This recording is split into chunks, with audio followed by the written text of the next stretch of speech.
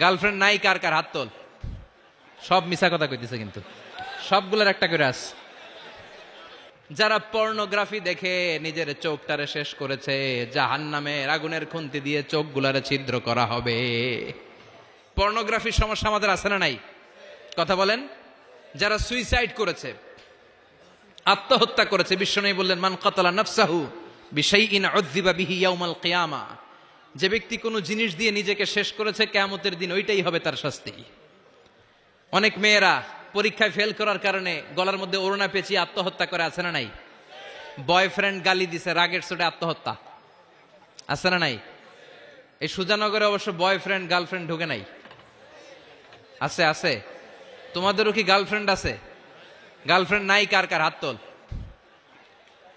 সব মিছা কথা কইতেছে, কিন্তু সবগুলোর একটা করে আস।